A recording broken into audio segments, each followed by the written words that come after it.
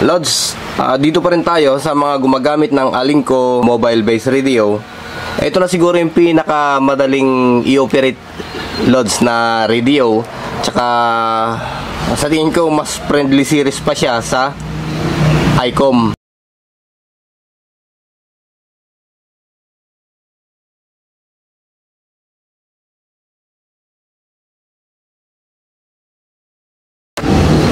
Okay, andun na tayo, Lodi, sa pinaka-basic. Medyo nalobat lang yung ating camera, no? Maglalagay tayo ng monitoring dito sa ating radio. Kailangan din yan. Ayan, receiver lang yan. Yun nasa likod. Yan ay Huawei. Okay, Huawei 3288S.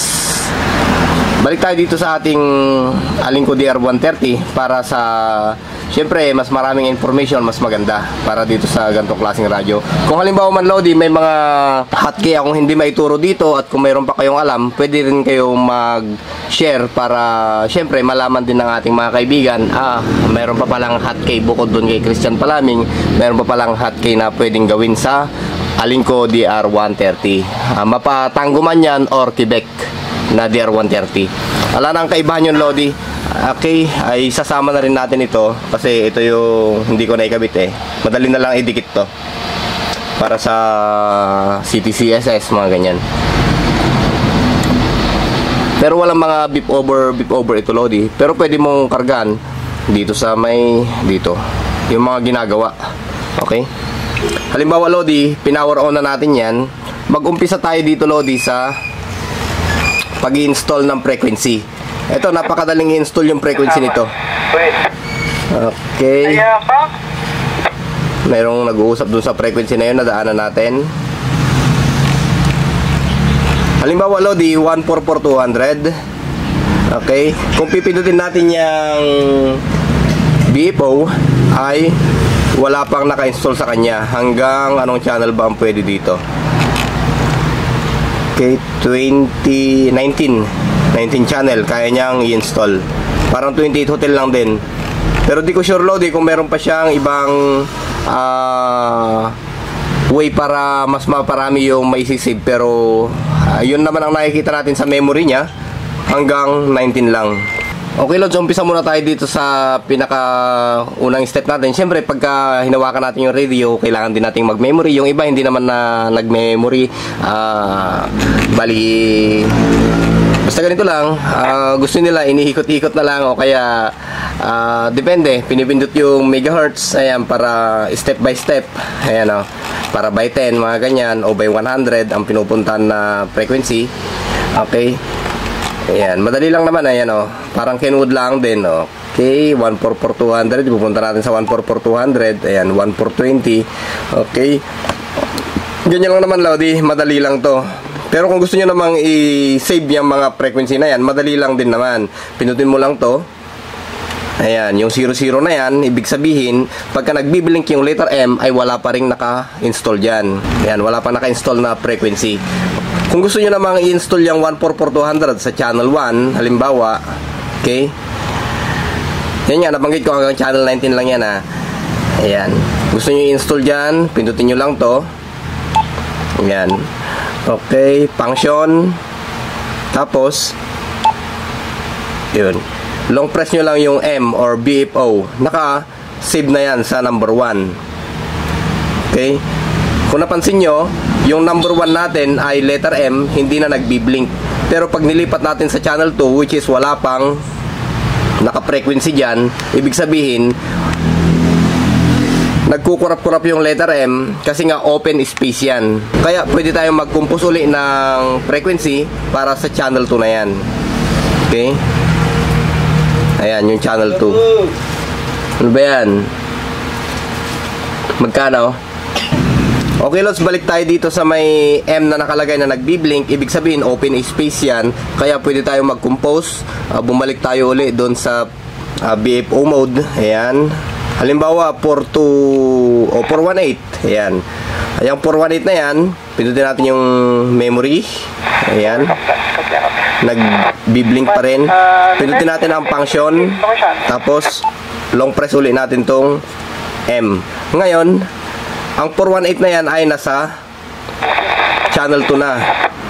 At yung 144200 ay nasa channel 1 na. Okay? Ganun lang ang pagsisave, Lodi, hanggang channel 19. Kung gusto mo namang itago yung frequency na yan, halimbawa, pindutin mo lang to, TOT. Ayan. Pag pinindot mo yan, TOT, long press, hotkey, power on, ayan, bumalik na uli sa BFO.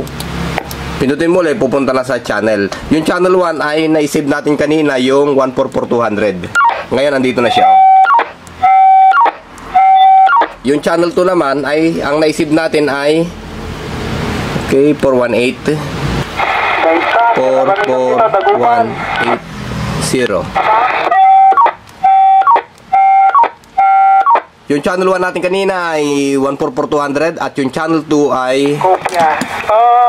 Pitikam brother. 420. Okay? So, ibig sabihin, Lodi, natapos na natin yung pagsisave ng frequency at pag-ship kung gusto mong itago yung frequency na yon, ang nakalabas ay channel lang. Pero yung pagkukumpos ng pangalan dito ay inaalam ko paano, Lodi. Hindi ko pa... Pwede rin yung i-share kung paano yon pagkumpos ng pangalan dito. Ibalik natin sa frequency mode. Ayan, naka-frequency mode na tayo. Ayan, at naka-channel. Nakikita na natin yung channel dyan. O yung frequency kung nasaan. Okay, Lods, naituro ko yung pag-save ng frequency o pag may memory, naituro ko. Kung buburahin mo naman yung yan, yung naka-memory na yan, pindutin mo lang yung function, wala kang problema yan. Function ng matagal, ayan, burado na yan, Lodi. Tapos bitawan mo yung function, burado na siya. Wala nang naka-install dyan. Yan yung kagandahan yan eh. Wala ka nang ibang pinipindot, function na lang. Kung sa SQL naman, Lodi, meron siyang SQL dito. Yan. Pwede mo ring pindutin to ng matagal. Function. Para mag-SQL. Kung halimbawa may usapan na hindi ka, o ibig kong sabihin, hindi mo marinig, yung iba, yung kausap nila, pwede mong pindutin to. Automatic na siya mag-SQL. Kaya lang, manual pindot yan.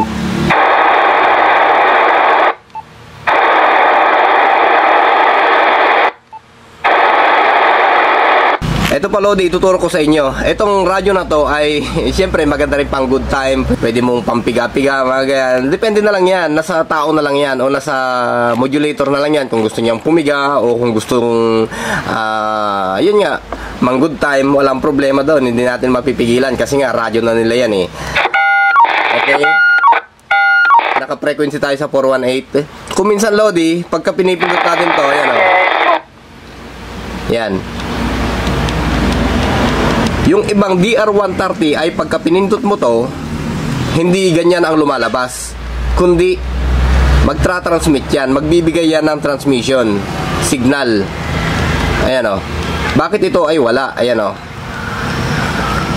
May discard din yan, Lodi, para mapalabas mo yung isang tone transmit na yon. Ganito lang yun, Lods. Pindutin mo, power off uli. Tapos pindutin mo yung call ng matagal. Ayan. I-press mo yan. Ayun. Pagka pinindot mo siya, pwede ka na mag-transmit kahit walang microphone. Ayan o. Ayan. Yung 418 na yan, Lodi, ito. Yan. Gamit namin sa grupo yan. Sa DX2 Zulu Alpha Charlie. Okay. Sa amateur, sa SAC. Ayan. Sa Deltans. Okay.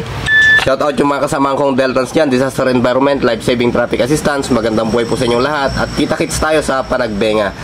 Okay? Yan. Pwede mong pindutin yan. Kung gusto mo namang i-deactivate yan, Lodi, power off mo lang. Tsaka mong pindutin na matagal yan. Yun. Wala na. Hindi mo na siya mapipindot. Ang lalabas na lang dyan ay yung call, mga ganyan. Okay?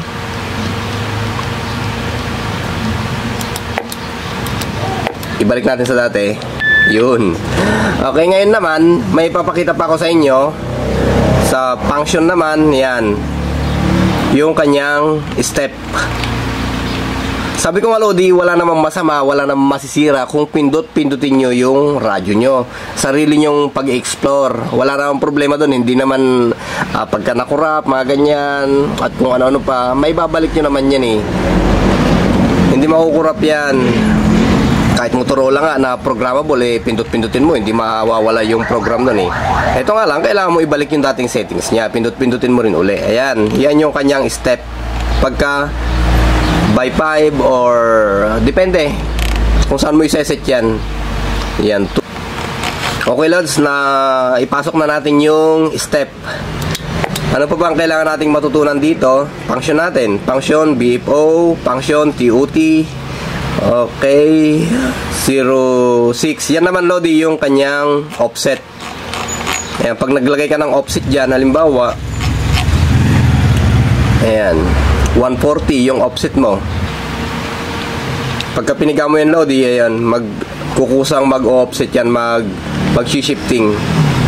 Ayan, depende kung positive or negative. Ayan siya, Lodi, 278, napunta sa 278, 418, okay? Ito yung offset. Ayan, shifting nakalagay. Ano pa ba, Lodi, ang pwede natin makita dito? Okay. Parang wala na ata.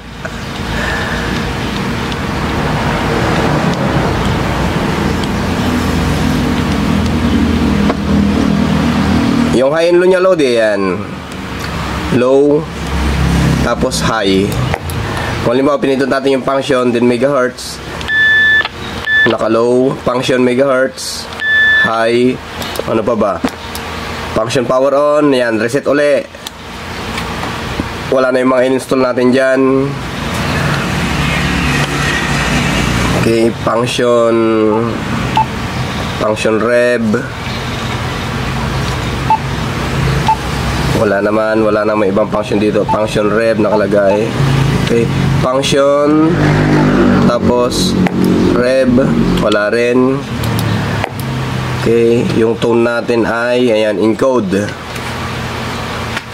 Yan naman yung tone, Lodi, 88.5. Ayan, pwede kang mag-encode dyan ng mga tone guard para sa transmit tone mo. Okay, dun sa repeater kanina, ayan, di ba may pinuntahan tayo repeater kanina? Function, offset, yan, 60.